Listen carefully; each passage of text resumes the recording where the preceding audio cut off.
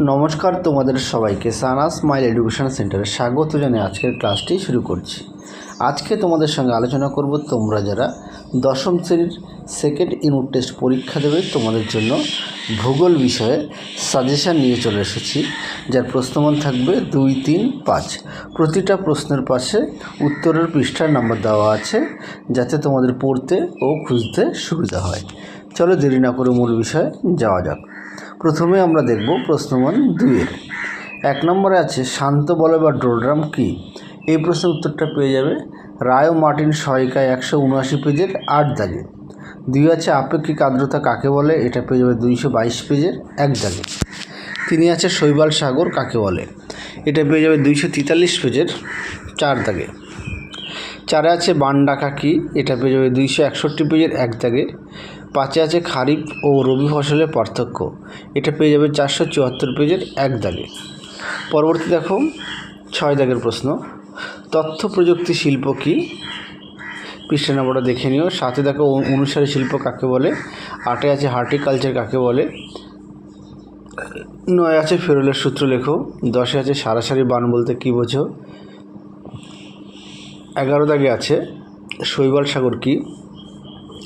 12 দাগে আছে বাণিজ্যিক ফসল কাকে বলে, উদাহরণ দাও। 13 দাগে আছে আউটসোর্সিং কী। 14 দাগে আছে ইনসুলেশন কাকে বলে। 15 দাগে আছে কার্পাস বয়ন শিল্পের যে কোনো স্থানে গড়ে ওঠে কেন। 16 দাগে দেখো এল নিনো কী। 17 দাগে দেখো মিস্ট্রাল ও অ্যাপোজি কী। 18 দাগের প্রশ্ন দেখো মিলেট কী। 19 দাগে দেখো রজ্জুপথের দুটি ব্যবহার লেখো। এই সাজেশনের মধ্যে যে কটা প্রশ্ন দেওয়া আছে প্রতিটা প্রশ্ন গুরুত্বপূর্ণ, তোমরা অবশ্যই ভালো করে খুঁটিয়ে পড়বে। পরবর্তী প্রশ্ন দেখো 20 দাগে শৈবাল সাগরের প্ল্যাঙ্কটন দেখা যায় কেন। 21 দাগে আছে, আর পৃষ্ঠা নম্বরগুলো একটু দেখে নিও। 21 দাগে আছে সবুজ বিপ্লব কী। 22 দাগে আছে জাইদ শস্য কাকে বলে। 23 দাগে আছে কোন শিল্পকে ও কেন শিকড় আলগা শিল্প বলে। 24 দাগে আছে পণ্যসূচক কী। 25 দাগে আছে বৈপরীত্য উত্তাপ কাকে বলে। 26 দাগে আছে সিজিকে কী। 27 দাগে আছে রবি ফসল ও খারিফ ফসলের পার্থক্য। 28 দাগে আছে তথ্য প্রযুক্তি শিল্প বলতে কী বোঝো। 29 দাগে আছে সোনালী চতুর্ভুজ কাকে বলে। 30 দাগে আছে মৌসুমী স্রোত কাকে বলে। 31 দাগে আছে জনবিস্ফোরণ কী। 32 দাগে আছে জনসংখ্যা বৃদ্ধি বলতে কী বোঝো। 33 দাগে আছে ক্রান্তীয় অঞ্চলে ক্ষুধার্ত ফসল কাকে বলে, খুব আসে পরীক্ষায় এই প্রশ্নটি। 34 দাগে দেখো সংযোজন ভিত্তিক শিল্প কাকে বলে এবং কেন বলা হয়। 35 দাগে দেখো সমবর্ষণ রেখা কাকে বলে।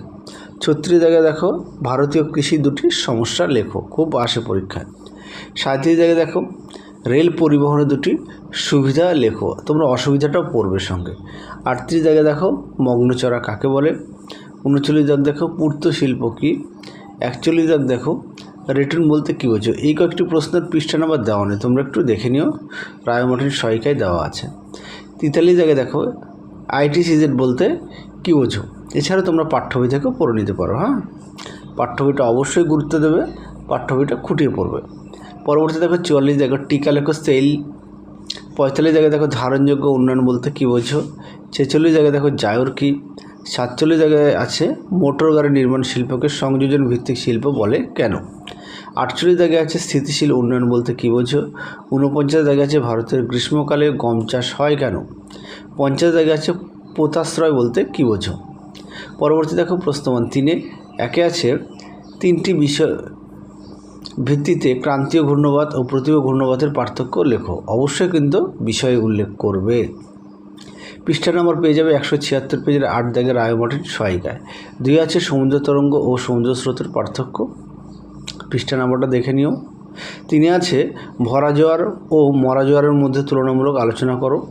4 আছে অশ্ব অক্ষাংশ কাকে বলে। 5 আছে জোয়ার ভাটার ফলাফল লেখো। 6 আছে সমুদ্র স্রোত সৃষ্টির কারণ। 7 আছে প্রতিভ ঘূর্ণবাত পরিষ্কার আবহাওয়া বিরাজ করে কেন। 8 আছে সুন্দরবনের উপর জোয়ার ভাটার প্রভাব লেখো। 9 আছে বিশ্ব উষ্ণায়নের প্রভাব সম্পর্কে লেখো।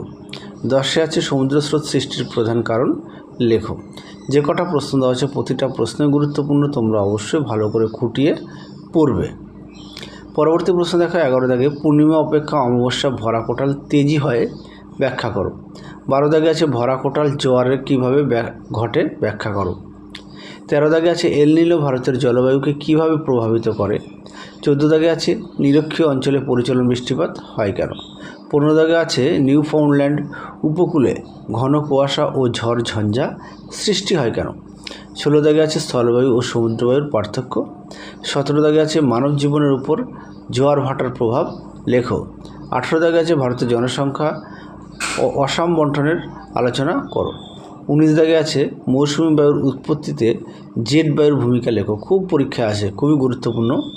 পরবর্তী দেখো প্রশ্নমান 5 একে আছে বায়ুমণ্ডলে উষ্ণতা তারতম্য কারণগুলি ব্যাখ্যা করো। এটা পেয়ে যাবে 130 পেজের 2 দাগে। 2 আছে ভারতের অসম জনসংখ্যা বন্টনের প্রধান কারণ লেখো। এটা পেয়ে যাবে 517 পেজের 1 দাগে। 3 আছে পূর্ব ভারতের লৌহ ইস্পাত একদেশীয় ভবনের কারণ, খুব আসে, এটা পেয়ে যাবে 490 পেজের 3 দাগে। 4 আছে বৃষ্টিপাতের শ্রেণীবিভাগ করে যে কোনো দুটি ভাগ সম্বন্ধে লেখো। এটা পেয়ে যাবে 197 পেজের 6 দাগে। 5 আছে ভরা কোটাল ও মরা কোটাল সম্বন্ধে চিত্রসহ লেখো। এটা পেয়ে যাবে 256 পেজের 3 দাগ ও 4 দাগে। অবশ্যই চিত্র কিন্তু উল্লেখ করবে ভূগোলে, না চাইলেও চিত্র দিতে হয়। 6 আছে ভারতের চা চাষের অনুকূল ভৌগোলিক পরিবেশ সম্বন্ধে লেখো। 7 আছে বায়ুচাপের তারতম্যের কারণগুলি লেখো। 8 আছে পশ্চিম ভারতের পেট্রোরসায়ন শিল্পের উন্নতির কারণ লেখো। 497 পেজের 12 দাগে। 9 আছে জোয়ার ভাটার সুফল ও কুফল লেখো। খুব গুরুত্বপূর্ণ প্রশ্ন। 10 আছে নিরক্ষীয় জলবায়ু অঞ্চলে অবস্থান ও বৈশিষ্ট্য লেখো। 11 দাগে আছে উষ্ণতা তারতম্যের অক্ষাংশ ও উচ্চতার প্রভাব আলোচনা করো চিত্রসহ। 12 দাগে আছে সমুদ্র স্রোত সৃষ্টির কারণ লেখো। 232 পেজের 1 দাগে। তাহলে চলো আজকের মতো এখানেই সমাপ্ত করছি। আবার দেখা হবে পরবর্তী ভিডিওতে। তোমরা সবাই সুস্থ থেকো, ভালো থেকো। আজকের মতো টাটা। আর অবশ্যই পাঠ্য বই খুঁটিয়ে পড়ো, সমস্ত বিষয় পাঠ্য বই গুরুত্ব দেবে।